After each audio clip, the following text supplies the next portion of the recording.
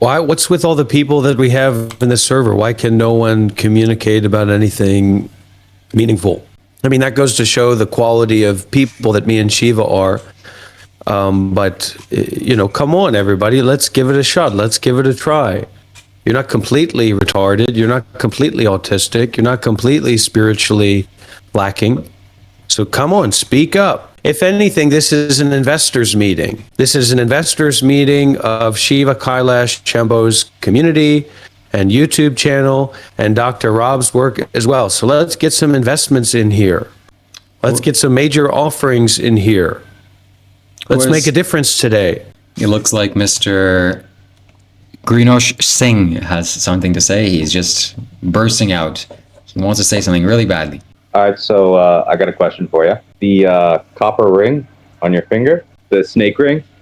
I just, I heard a couple guys saying, because Sadhguru wears his facing outward, and so I saw people turning theirs facing inward for it to be like, I'm under this right now, I'm under sadhana, or something like that right now. And so I just wondered if you'd heard that before, people turning the ring around and having the snake face inward. Put your ring in your ass, Shiva. He wants you to talk about where your ring is. And he says, if you turn it in, you love Sadhguru, and if you turn it out, well, what about that? And what I say is just put it in your ass and put it all to finish. I just heard some people saying that they'd turn the ring around and had the snake facing inward to show like that energy was coming to them. So I was just wondering which way your ring was facing, that's all. Yeah, how I would answer that is, I'm not wiser than Sadhguru. I don't know more than him. And whatever he's willing to do, I'm willing to do that. So whatever technique he shows me tomorrow, anything that he does, I'm willing to do exactly that, copy him 100%, and not change anything, because I don't know better than him. It wasn't from someone else. It was from him. He told you to wear it like that, which I think is the right call. Yeah, maybe, but I'm gonna do it the way Sadhguru does it. Yeah, if tomorrow... Yeah, that's it. Thank you for your question. Good. Sure. And get some snake rings, everybody. Get some copper snake rings. ishalife.com. Okay, Mr. Bob Michael also looks like he's on the cusp of saying something profound. What are your thoughts? Dr. Rob, do you ever think you could get sick eating all these people's karmas? Do I think I've already been through that to a very high extent. So now my practice is quite limited compared to what I can actually take in. So there's no chance of that happening in this environment. But it can happen. It does happen. Oh, it's the worst. It'll be the worst experience you've ever had in your life. But getting to that point is not about taking in other people's karmas as a kind of reckless abandon to practice continuously, irregardless of yourself and your life and your body and your mind. It's very, very subtle. So probably the only way you can really do that practically is under the guidance or the support of a guru. You're not going to be able to get yourself to that place of potency or depth without support. You just make yourself go crazy. So it was a feeling of great power and also a feeling of great wrath and suffering. Intimacy and great vulnerability. But if you get pure, so that's why you have to do all of these sadhanas. That's why you have to do preliminary practices and stuff. Because if you want to go to that level of awakening or that level of intimacy with everything, that intimacy with non-duality, actually, not just intellectually, then your mind has to be exceedingly pure. So, because what you're doing is basically you're removing all the barriers. And so if your mind is not very, very pure and you don't have any barriers there, then it's like you have a affinity or a connection to like negativity. And so all the negativity from the environment is going to flow in you, flow through you, and your ego is going to become like a super ego, like an ego that's out of the body, that's alive. And then you're just going to be experiencing this constant wrath and suffering. So Sadhguru has talked about that you can do that, but if you do that without a guru, it's very, very dangerous, and you may never come back. And so like when I was in India at the beginning of this year, I 100% got myself into some Kundalini activation where if I did not have my guru, if I did not have relationships with the gurus, I would have never come back. It took me weeks, it took me months to come back down to ground. It took me months to start putting walls up again, separation between myself and the environment. Because at the point that I was in India, there was no separation between myself and the environment. And everything was overwhelming, everything was wrathful. Everything was intensely like being a raw nerve, like being an exposed nerve. And most people aren't going to have any understanding or connection about this, because I know I'm not trying to play an old song here. I'm just really trying to say this. They haven't trained with masters. They haven't practiced seriously, consistently. They don't know as much about spiritual practice and the path as they believe that they do. And so if you ask them, like, where have they practiced? What gurus have they studied under? They don't have anything to share with you. So it's like, for me, if you ask me who I've practiced with and who I've studied with, it's not just I studied with Swami Bhaga Bhaga Bhaga. Here's a random video of him farting in front of 2 golden idols. I can tell you about the secret scriptures of Bhaga Bhaga Bhaga. No, it's not about that. Literally, it's mindfulness and detachment, Buddhism and meditation, becoming a monk or a nun, sacrificing your life. You can start the process of going there tomorrow. In a community with hundreds of people, with thousands of people, where you can go and practice, where you can listen to teachings directly from a guru that are not about some kind of weird fucking philosophy of floating space aliens and different galorpa-glorp planets and trying to integrate this. Radha and Krishna are dancing and all you have to do is worship this fucking doll, and then you know what that means? Well, it means you'll be in space. There's nothing like that. And wait, guess what? You'll get to go to the Varanasi astrology world, where we have a telescope that can look at all the different planets around. And it's not, I'm not trying to harm those people or berate those people. If they're doing that at their place, that's fine. But this isn't, some kind of ISKCON temple. So the depth, the intensity, the subtleness, the refinedness of the kind of spirituality that I'm talking about is only accessible when you sacrifice yourself and sacrifice your life. That's it. Dr. Rob, and and even Hare somebody, I just want to say this. I just want to say this first. Even somebody like, I don't know if anybody here has heard of Dr. K.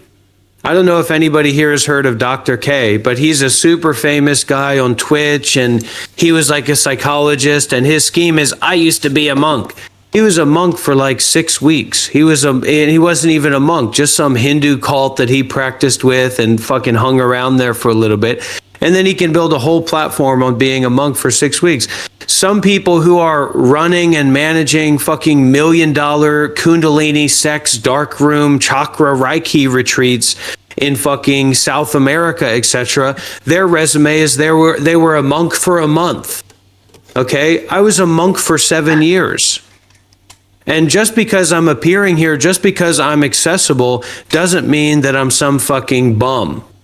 And also, it's not about being more or less, but it's about humbling to have an evenness where a real conversation can take place that's either about direct experience or the deepest dharmic principles that we can get our hands on. Hare Krishna. Go ahead, Shiva. I'm sorry, no, Sri Tulasonata. I was just going to say, that's beautiful stuff. Thank you so much for sharing. Hare is, you know the meaning of Hare, right? Yeah, Hari means the hair on the doll's chest or the doll's butt. And then Krishna is the monk who smells the hair on the doll's butts, right? The dolls that are in front. That wear their little outfits. Yeah, that's what it is, right? Have you ever the been dolls to, that wear the outfits and the flowers. Have you ever, But don't forget have you the ever been to Tulsi. Sri Vrindavan? Don't forget the Tulsi. No, that's not what it means. Right. She's Tell me what it feminine means. too. I don't know. If you go to Sri Vrindavan Dham in India, it's the place where Krishna appeared. They don't really chant Krishna so much. Everyone's Radhe, Radhe, Radhe, Radhe. Everywhere you go. Listen, if you want to be a why real are they Hindu, so obsessed follow with Radharani? Sadhguru. If you want to be a agree. real Hindu, follow Sadhguru. Otherwise, get in line with all the other schizophrenic white guys who are chanting Hare Krishna, okay? You want to go to Vrindavan, good luck not getting food poisoning. Good luck finding a place to stay. This is the thing. I know Hare Krishna devotees that have been in that path for fucking 20 years who were there when they first tried to get me into that cult. They bought me a flight ticket. They bought me a flight ticket from the East Coast to Kansas City because they thought I would be a great opportunity for their little cult to join in when I was 19 or whatever. I went over there in 2 weeks. I thought I was Krishna. And I said, am I Krishna? You know, you get the complex, you get the God complex, whatever. And I said, am I fucking Krishna? What the hell's going on here? And then they just said, you know, we don't really know about anything. Just fucking keep reading the books and focus on the planets that you're going to go to. And that wasn't enough for me. That wasn't real enough for me. So I had to go to the Buddhism or to the Sadhguru's way of teaching to actually get some of the juice, or to be concerned with the absolute truth, to be concerned with moksha instead of being concerned with the fucking Venus planets that I'm supposed to fly into out of my asshole because when I learned to fart Hare Krishna. You know, that's the secret, the true Hare Krishna mantra. The secret Hare Krishna mantra is when you learn to chant Hare Krishna with your asshole. That's not true, but that's funny. Oh, sorry. Hare means the divine feminine. Hey Rob, Krishna is the divine masculine. It's the balance, becoming balanced between the divine feminine and masculine. And if it's off to one side, if it's too masculine, then it creates an imbalance. That's all. It's a like when you go to personalist Sri school. Vrindavan, the people Like are Shiva all Shakti. Radharani. They're pushing Radharani because she's more merciful than Krishna. If you get Radharani's mercy, that's the only way you can approach Krishna. It's through the divine feminine. That's what I was trying to get to, not the externals. I know the And place also- smells of sewage and it's dangerous. Yeah, it's a horrible place from what I've It's heard. the internal philosophy. Even a devotee is, even like a white don't go to devotee who Vrindavan. goes It's there very dangerous. is like, they Absorb it can't from find here. a place to We can talk sleep. about People it are here and stealing there. from them. So VK, I don't know why you it's just, super sketchy. VK, when you were in here originally, you had like a high spiritual position. You know, I was even giving you your fair share that you had like some kind of spiritual position. Looking at these comments that you've put down, man, you are ground zero. You are the 9/11 of spirituality, man. And you are the Twin Towers of spirituality. And I'm your Bin Laden, baby. Welcome to 9/11. You've reached a 0 point. You've arrived at total spiritual potent irrelevance. Matter of factly, with these comments that you've put out, you've exposed yourself in every possible way that you could be exposed. And we do accept donations through PayPal VK, and I have a link. The link that I shared is actually really convenient because you can actually, on that link, you can set up a recurring donation. So you can make a monthly donation, and as the great teacher of infomercials once said, when it comes to all monthly donations, set it and forget it. You never have to think about it again.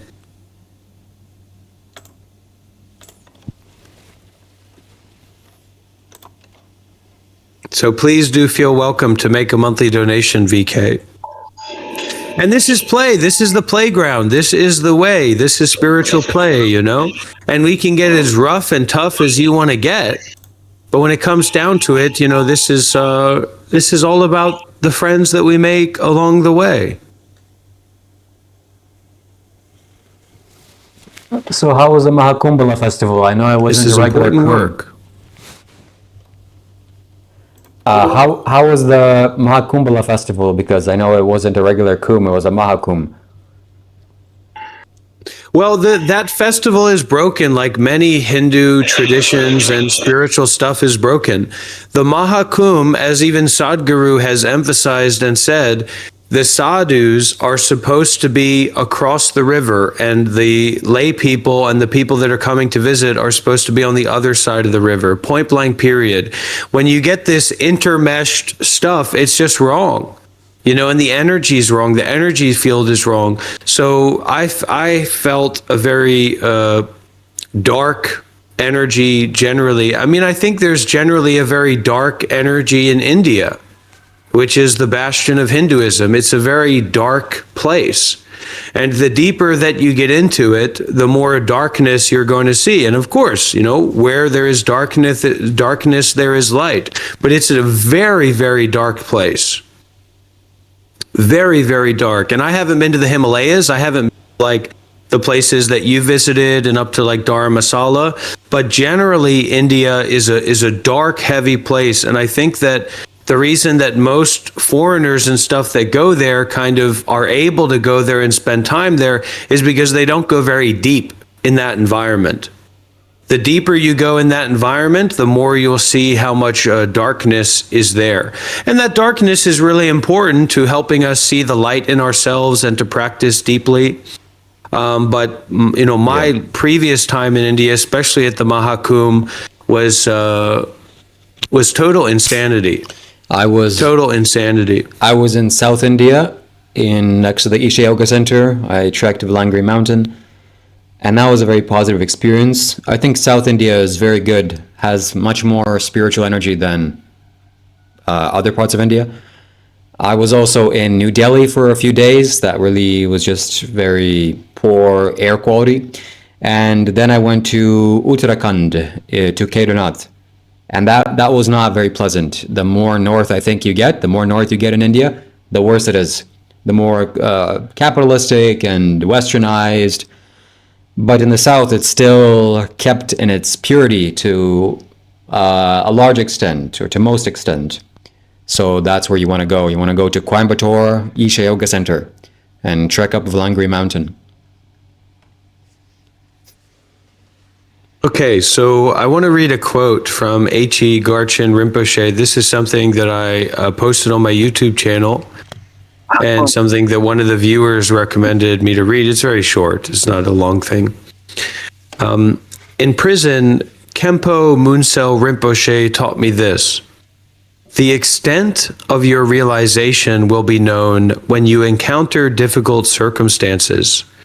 You will not know the extent of your realization when things go well. When you find yourself in a troublesome situation, when you are in great pain, when an intense emotion arises, only then will you know where you are at with this practice. He added, adverse circumstances will reveal your hidden faults. If you are able to hold awareness unwaveringly during such a time, and thus, if you are not carried away by the force of the emotion, it is a sign that you have gained experience in practice. If you were to practice mindful awareness with great diligence for just a month,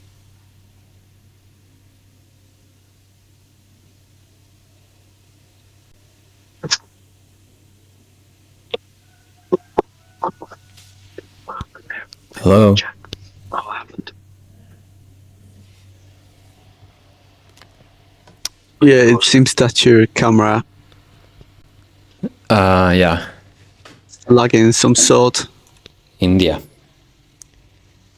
So if you were to practice mindful awareness with great diligence for just a month, if you were to recognize even the slightest thought and not allow your mind to wander off into delusion for that time, even in such a short time, you would witness great changes. Fierce afflictions would not faze you so much anymore, because you would have gained personal experience in observing the illusory play. So this is what makes VK not spiritual. This is what makes VK not a spiritual teacher. This is what makes VK's position irrelevant. And of course, we can backtrack, we can try to have a conversation, but please listen closely what it says.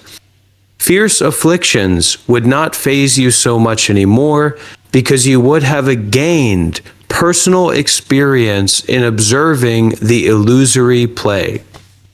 There is, in fact, just one remedy necessary: mindful awareness. It is the single sufficient remedy that transforms difficulties inside and out. Now, I can give you a little bit of an example of an awareness here. I was just sitting here, and a while ago, 30 minutes ago, and I was doing my shtick, right? Or I was listening to what was going on. And there was a sound outside. There was a sound going on. And this sound fucking infuriated me. Infuriated me. I wanted this sound to stop. I wanted to destroy that sound and the origin of that sound. That's how much annoyance was there in me right now. Instead of acting out on that rage, and this has also happened before when I'm like in a meditation session and the person behind me is like self-consciously breathing. Like they're breathing to themselves out loud, and you can like hear them having a conversation with them through their breathing. Like you can hear their mind and their emotions through their fucking loud breathing as you're trying to meditate. That's something that really will make me go and strangle somebody, honestly. I've never done that, but I've wanted to. I've been almost at that point. So if I just sat there and listened, when I just sat there and listened to that sound, anybody here know about ASMR? But it's just like it's a really pleasant feeling that like coats the body and like comes up with the body. So that same sound that was going on that made me want to fucking brutalize whatever was causing that sound to be made in thought, in body, in every way, right? To destroy it, to burn it alive, became a soothing and lovely sound. So what Garchen Rinpoche says here, which is very direct and very real, and this is what kind of we have to practice, there is in fact just one remedy necessary: mindful awareness. It is the single sufficient remedy that transforms difficulties inside and out. But what it also goes along with that, the wisdom or the insight aspect of that, is this personal experience in observing the illusory play. A guru, a master, a teacher knows that this is an illusion, and the degree to which they have encountered troublesome situations, adverse circumstances, intense difficulty, and seen through that difficulty with mindful awareness, they can help you, they can benefit you, they can guide you. But every single fucking person that takes this to be a real situation is a Looney Tune idiot. And right, of course, I'm gonna go smoke my cigarette. Of course, it's all balanced. And, nobody cares. Shut the fuck up. Do not interrupt. Be quiet. Do not say anything here. Be quiet. Do not say anything here. There, Rob. And this is what people do when you try to teach like this, because they want to keep perpetuating their ego validity, not just for themselves, but also for this social, faux social dynamic. That's why listening to a Dharma talk, that's why receiving teachings is very, very difficult. Because all these kaleshas, these afflictions, these different concepts and ideas are against you. Your true self, your freedom self, your unafflicted self. So we're not going to role play and LARP as if we're sitting in a room together and you're my student, or we've all invested in this meditation center and we all have a fair share of self-sacrifice here. That's not what it is. So make this as real as you possibly can with your presence, with your devotion, with your self-sacrifice, with your generosity, with your deep listening, and yeah, your deep sharing. Okay? Real Hindus follow Sadhguru. That's the way that it is. And if you say you're a Hindu and you don't follow Sadhguru, you're a fake Brahmin. That's the way that it is. Sadhguru is the king of Hinduism.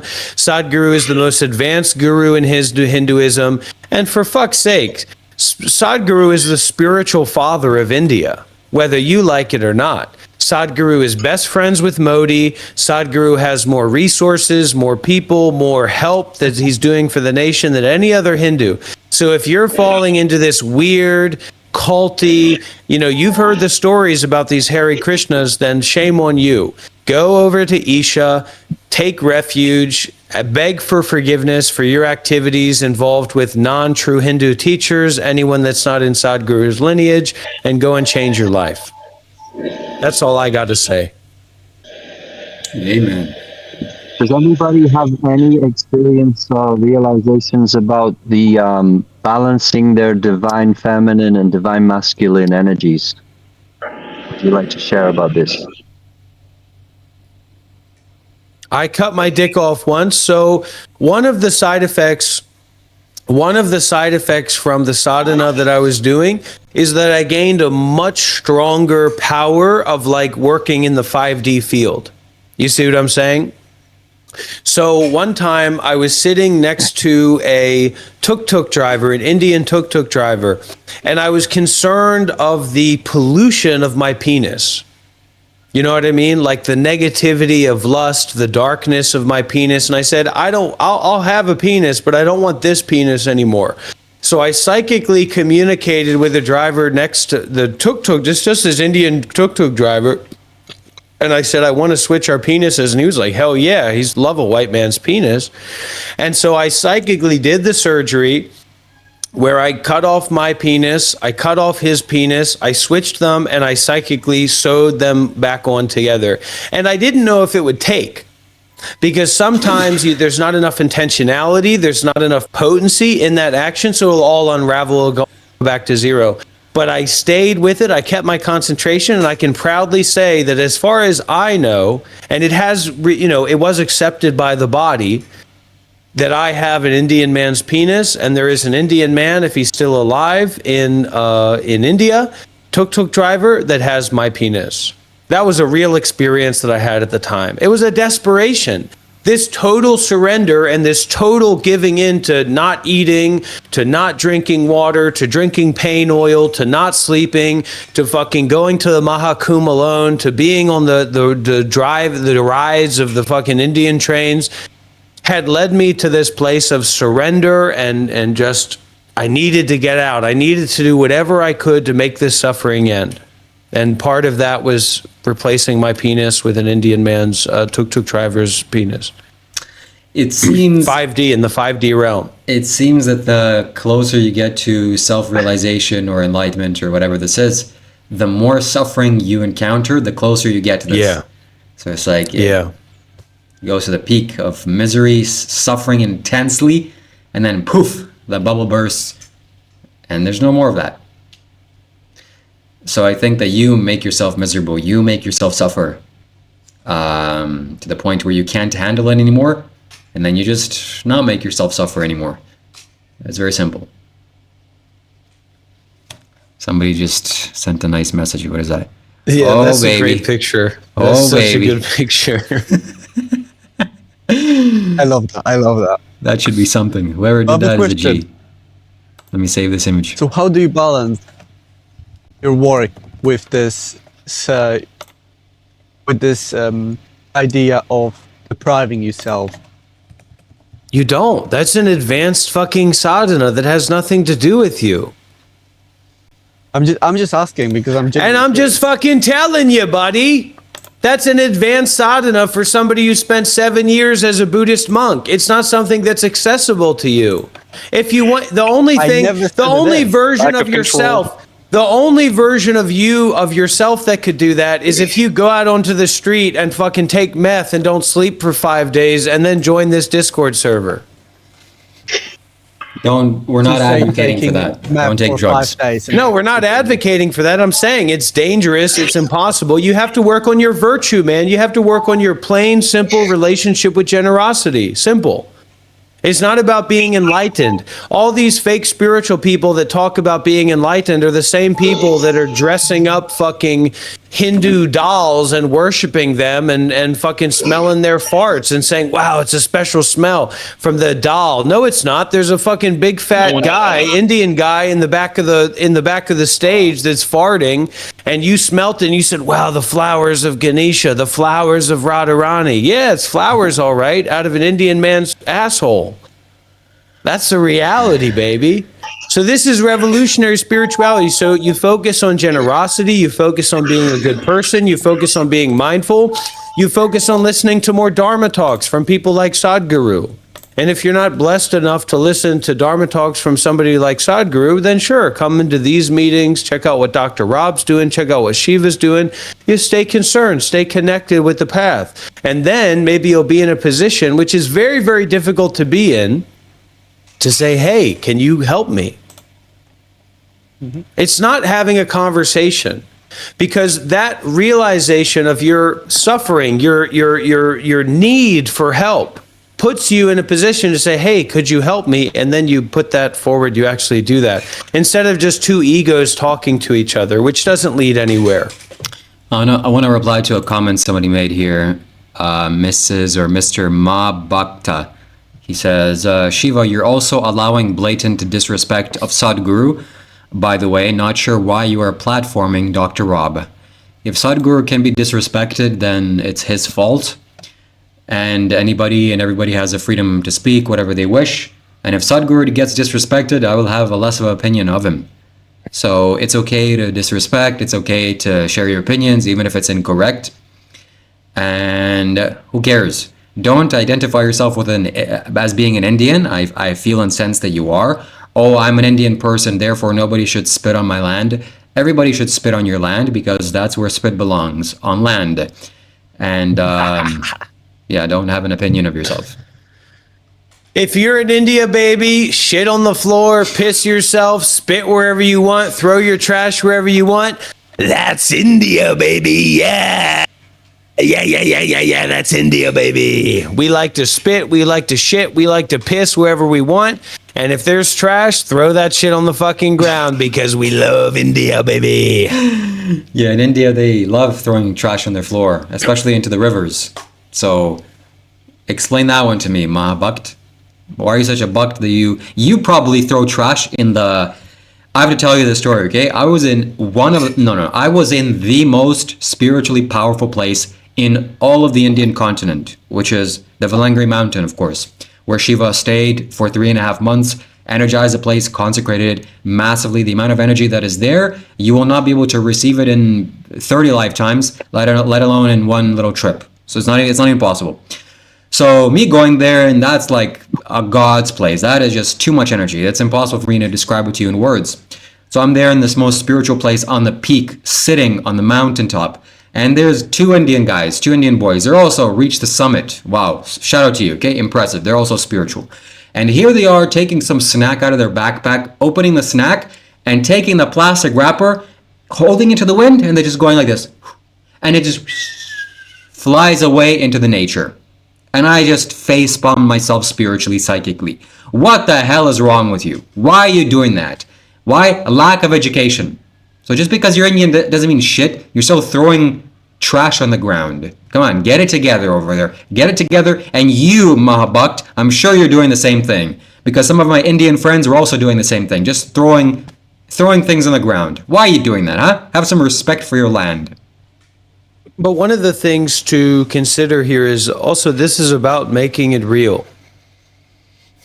Because we can't say that this is the same as all these people sitting in a room together or being on a trip together in India, or, physically being together takes a kind of self-sacrifice. It takes a kind of sincerity. It takes a kind of seriousness. So this idea that we need to treat people who don't have their cameras on, they're totally anonymous, they're not saying anything, they're totally unknown. They're not even here. but for themselves they're here. As equal human beings, to have a respect for one another is ridiculous. We have to practice generosity to create environment of respect. That's and to right. create an environment of self-sacrifice. So all of this is an invitation for people to speak up and say, hey, wait a minute. You really upset me. You really offended me. Why would you say that? Why would you act that way? Not, oh my God, you are disrespecting the Hindu people of America. You are doing the disrespectful against the ideas. And actually, all the people out there are bolstering my position. Aha! Aha! Aha! We're stopping all the ahas. All the ahas stop here. Fuck that shit. Fuck that shit 100%.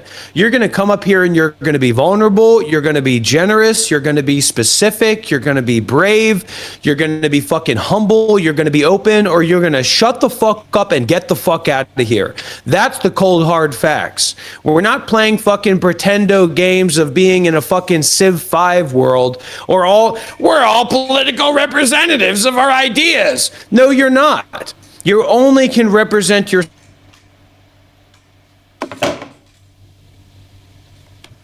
going to be able to see through yourself, and nobody's going to be able to have a real conversation with you or be able to have a real relationship with you. So it's all about showing up. It's all about being vulnerable. It's all about fucking coming up and saying something and standing behind what you say, instead of putting on a fucking prissy retard voice and saying, yes, but what about this? I will ask you 3 questions and I will receive 3 answers. We're not fucking doing that fake shit here. You're going to be fucking real. You're going to be humble. You're going to be sincere. And you're going to be an investing member of this circle and this community if you want your fucking words to be respected and received. Period. Great.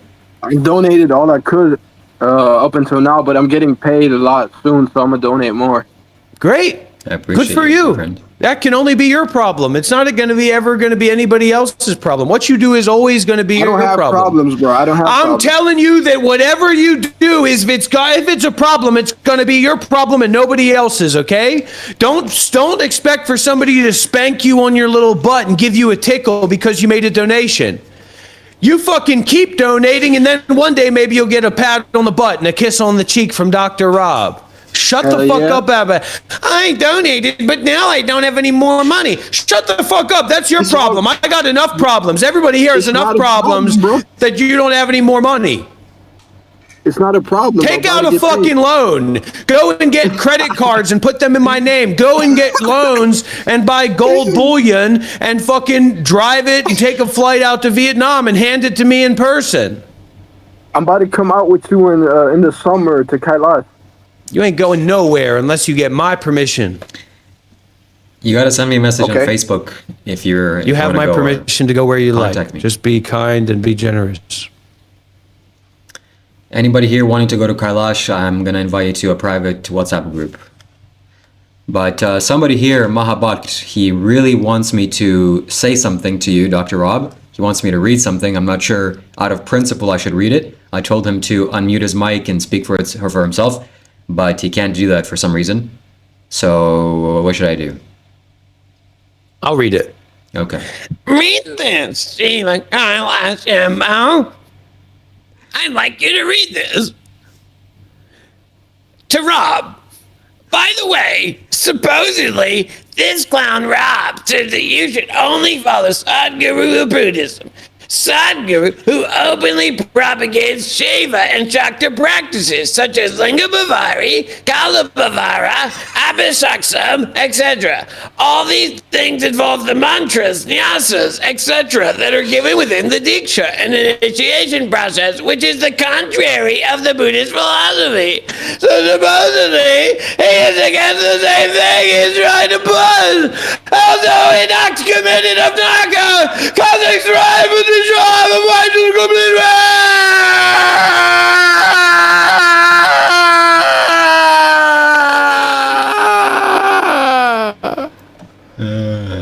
I get you. I'm bipolar too. Well, I'm glad that we resolved that. No, you fucking don't get me, Ram.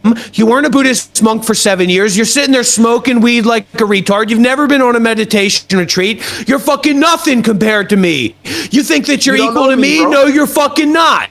Go and join You don't know a 10-day Vipassana retreat. Go and join a meditation retreat and stop fucking smoking weed. Oh, but we're Hindus. We believe in Hindu Sanatana Dharma. Why don't you fix your fucking country?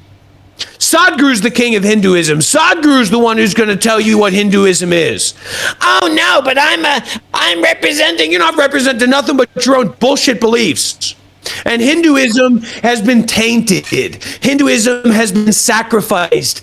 Hinduism was colonized. Hinduism was colonized. Hinduism was colonized. And you know what? The sadhus and the sannyasins of modern Hinduism are broken in a country that has lost all sensitivity for the values that the sadhus and the renunciates established. Buddha was the greatest sadhu of all. Talking about, boy. That is Talking incorrect. about this is my own thing. Spiritually incorrect. The Buddha was not the greatest sadhu of all time. Oh, yes, he was. Probably By most Agastya Muni. metrics. Agastya Muni was the greatest sadhu in India, excluding Shiva. Well, of course.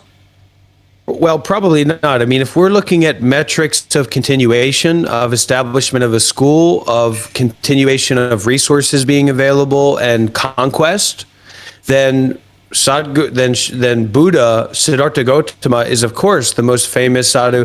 And anyways, sadhuism has kind of left India.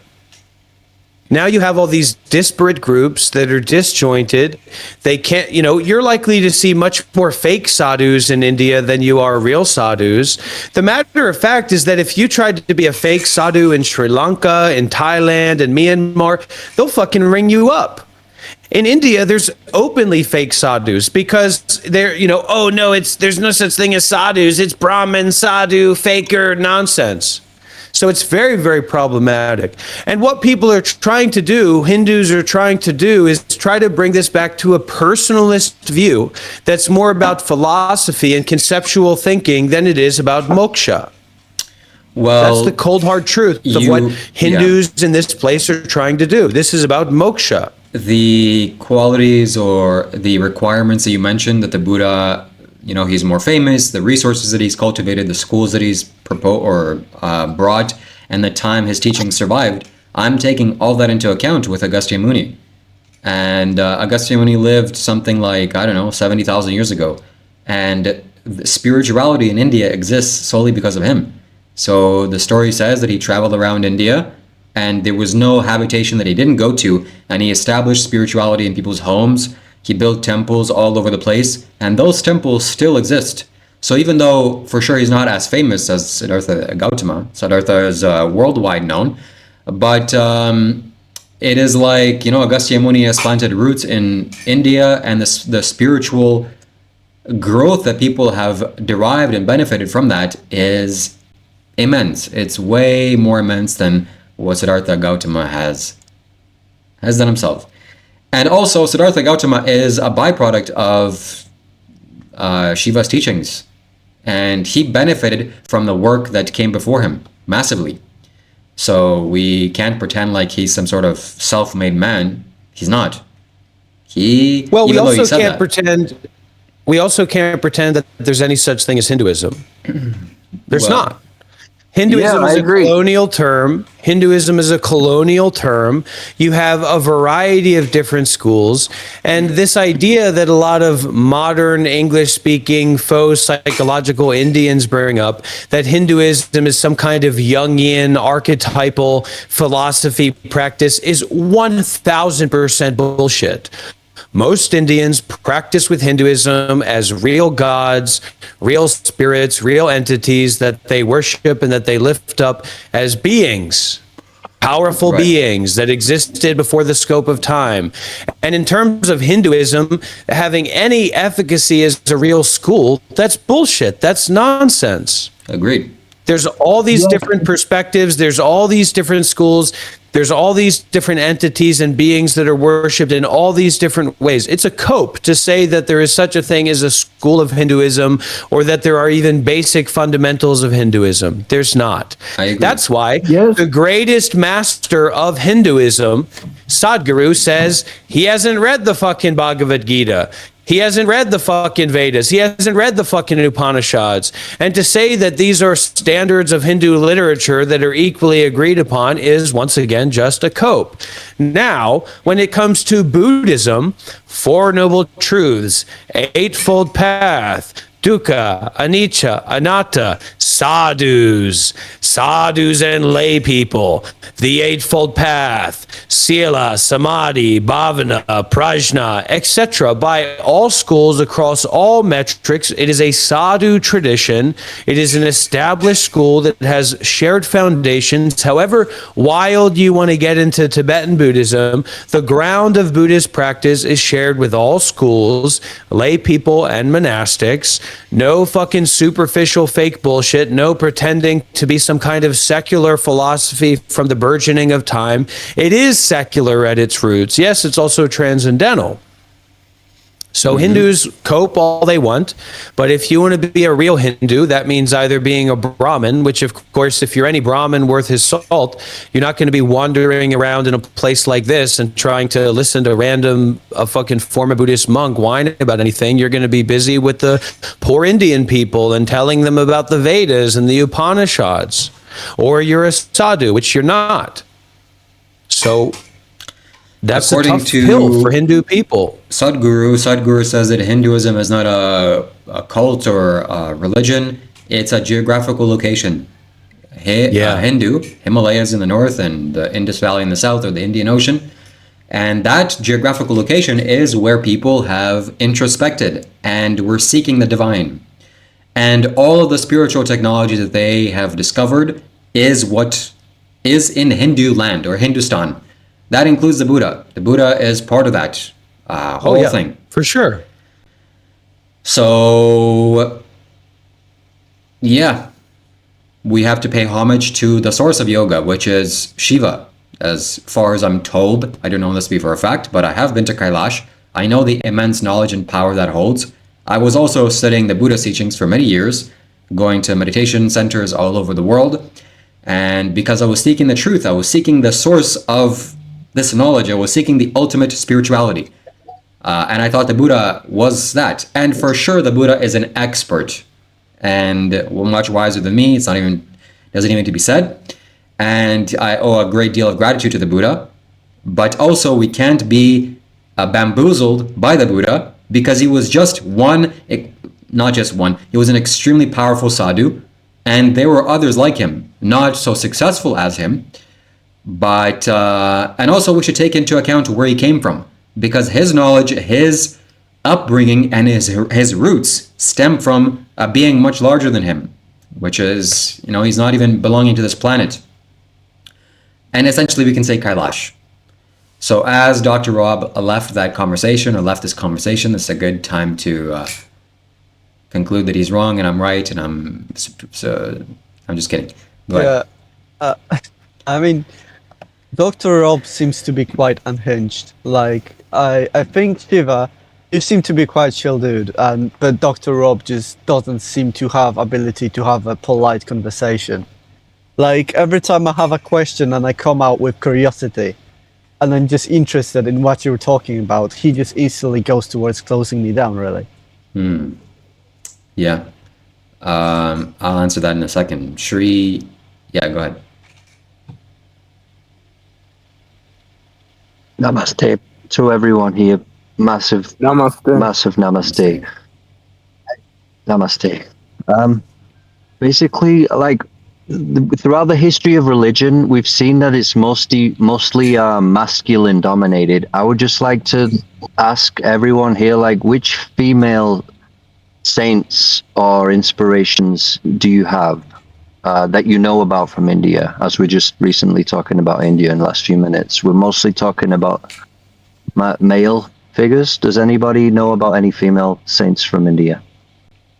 I know Ananda Mai Ma, which she came to me in a meditation when I was listening to her mantra, and it was powerful. It was very sad.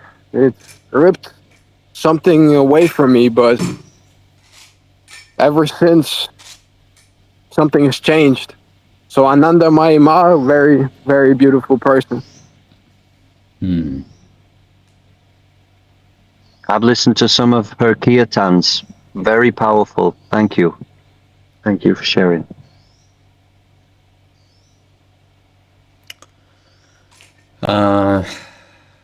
Yes, spirituality, or a lot of the world, is mainly masculine dominated, and Dr. Rob is very masculine dominated.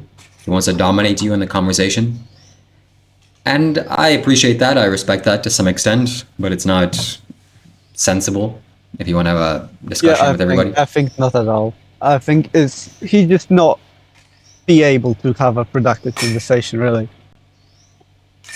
Is he like just there for? I know it's quite a statement. Is he mainly for content? Because he always comes out with those extremes. I think, is this like his meditation style? Everything that he does on the live streams as well. I don't know. Yeah, no, he underneath all of his bravado and macho-ness is meditation and spirituality. So he's a meditative guy. He's a spiritual guy. He's not some faker. But his style, maybe. I've never questioned that. Maybe you just. But he thinks he's above all of us. Like, he really does think he's above all of us. He really isn't. I mean, it's just really showing your ego when he instantly, after you start talking about them, he speaks about how you let you show them ego. I think there's a lot of contradictions in what he's saying. Yeah. I've had multiple lives of sadhana, and he's talking about this life like I haven't meditated before. He doesn't know me. Like, he thinks he knows me, but he doesn't. Exactly. He just starts attacking people personally, which is by any way not a proper way of conversation, is it? I'm not even speaking about beliefs. I love him though. Yeah, I love him though. I donate to him. I love him. I watch his streams. I love him. He's awesome. I mean, yeah, I like his content. It's quite enjoyable to watch, but by that means I'm not quite certain about how he means to teach. If that's how he conversates with people.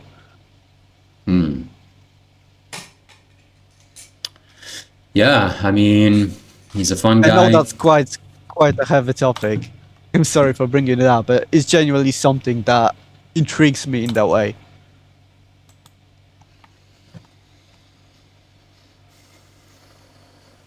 Because if you're not able to communicate with people and bring yourself to an equal level, and you're just gonna rise yourself up, is there any really reason of having that conversation then?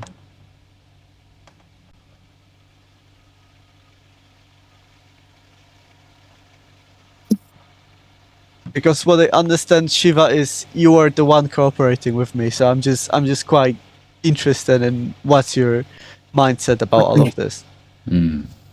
Yes. Yes. Is that your answer? No, that's not my answer. I'm sorry. While he formulates an answer, can I just describe one saint I know? She's called Queen Kunti. She's described in the Srimad Bhagavatam, one of the Vedas. She offers a really nice verse in Sanskrit, and she says, just as the river Ganges forever flows to the sea, may my devotion always flow to you.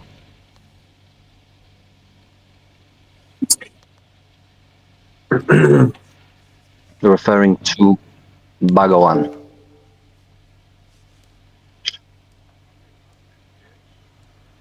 No, you're not. I'm here to help you. I'm here to share something with you. I'm here to change the trajectory from shitposting and nonsense. Okay, so what was your question, Bones? So my question is generally about why is he here if he's not able to communicate with people, and why is there so many contradictions in that matter? Because Shiva, I really, I know how to say it, I really fuck with you. You seem to be a chill dude. Dr. Rob just doesn't seem to be able to produce any sort of particular message when I ask him questions. It's genuinely because I'm interested, and he just sort of speaking with everybody, not just me, tends to shut people down. I mean, if I were to answer He has a you, lot to say. I just don't understand then. Why is there a means of conversation made if no conversation can be produced? yes, well, we have to trust Dr. Rob's madness because it gets the views, it gets the entertainment factor, it's comedic relief, and there's spiritual backing behind all of it. And even though he knows that the Buddha is inferior to Shiva, and Shiva was responsible for the Buddha's growth and evolution, and he may leave at any time because it tickles his funny Well, bone. I mean, we all know deep down in our Western secular English minds, Shiva is fake. It's a fake thing. Whereas Buddha, Siddhartha Gautama, is historically established and by all means is like definitely was a real person, and it actually happened that way. Now, how deeply you go into the fantasticalness of that, like the self-realization and then the continuation of that, that's one thing. But in terms How of many the Buddhas efficacy before? of How the many Buddhas school, before Gautama? Can you in answer how terms many of Buddhas the- there were before Gautama, Mr. Rob? in terms Rob, of the Rob, Rob, Rob, efficacy of the school, in terms of the efficacy of the school, Can't answer it questions. has way I've more tried, guys. efficacy It's no than point. anything that quote unquote Hinduism has ever produced. So the only How many chance for Buddhas? Hinduism, Rob, you're just making a fool of yourself. Can you answer how many Buddhas there were before Gautama? How many Buddhas before Gautama? Clear question. No answer. He can't answer any questions, guys. He just rants. He's hilarious. He's good fun to watch and listen to once in a while, but don't take him seriously.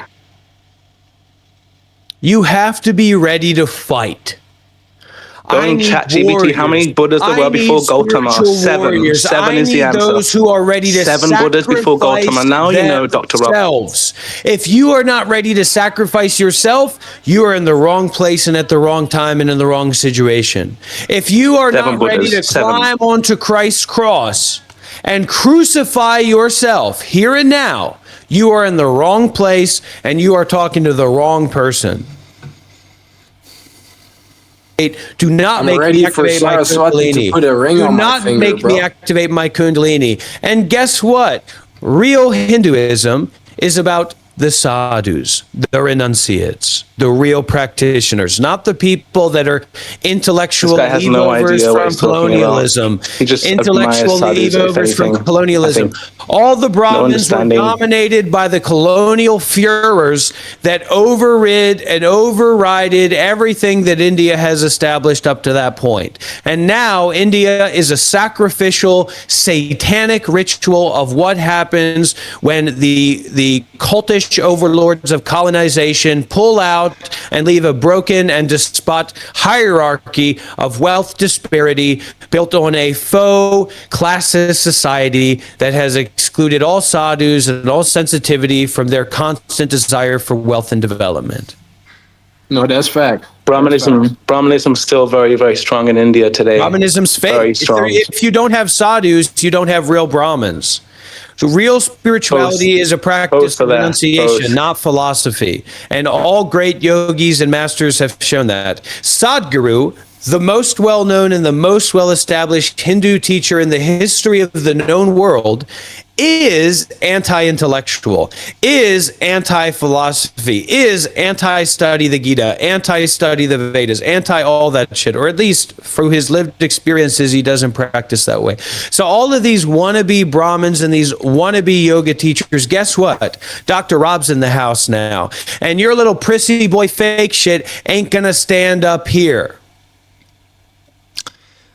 So you just said that Sadhguru is the king of Hinduism and he's wise and great and all that, but he doesn't promote the teachings of the Buddha, or he doesn't follow the teachings of the Buddha. He talks about Buddha all the time. He's talked so much about Buddha, no. and if anything, he claims to be a Buddha.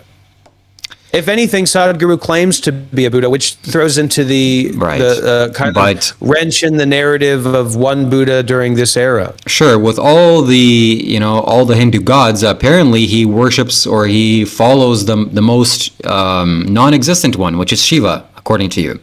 He is nothing. So Sadhguru, with all of his might and wisdom and power. Well, you're talking about the spiritual dimension. I'm talking about the human dimension. So Shiva is not known as being a human being. Shiva is known as being a god. Buddha is known as being a human being, like Sadhguru is known as being a human being, not being a god. Are you saying Shiva as the real person? I've never even heard about that. You're Shiva. Jai Yeah. Maha. Shiva was a real person, or real human being, or at least he appeared like that. And I know that because of Kailash and the energies in Kailash and what is happening in Kailash and all that potency.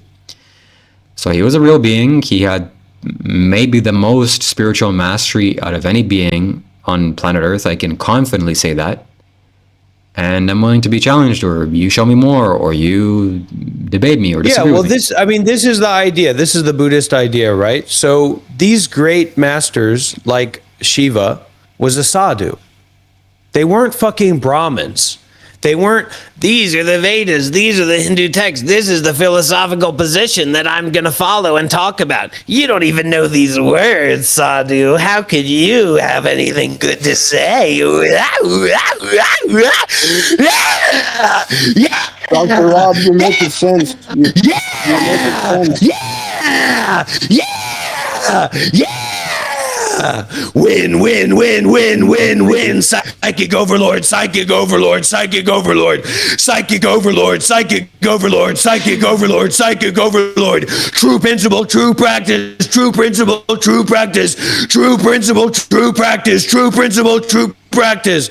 Anyway, what I'm trying to say is that these great gurus and masters of the past that wrote and expressed what the Brahmins kind of rely upon were sadhus, were renunciates. The greatest system of sadhuism that's ever existed in India continuously and robustly and solidly is Buddhism. So that's kind of a weird thing, but that's very, very true. If you look at the lineages and the traditions of sadhus in the modern Indian empire and situation, you will find various disparaged groups of people, 100 maybe if you're lucky. So all of these traditions and schools of sadhus have kind of fallen out, and it's given to a kind of, at best, Brahmin sadhu-esque energy of priests, but the sadhus actually are very few and far in between, and any kind of institution of sadhuism is basically broken in India. And Sadhguru talks about how unsensitive the human society is now, where you can't even be a sadhu in India anymore because nobody will feed you, nobody will support you. But you know that's untrue, because even during the Buddha's time, they were sadhus, and they weren't practicing Buddhism because the Buddha wasn't even realized yet. So they were practicing something else. They were following the tradition of Shiva or Shivaism, walking around and ash smeared. Well, they were practicing a lot of different things, right? They were practicing a lot of different things for sure.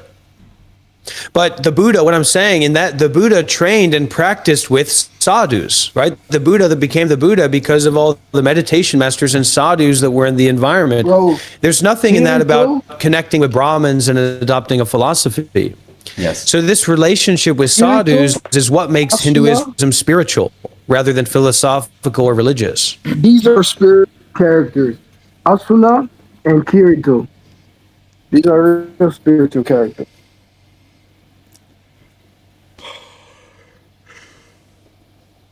It's all about practicing the Dhamma, the eternal laws of nature.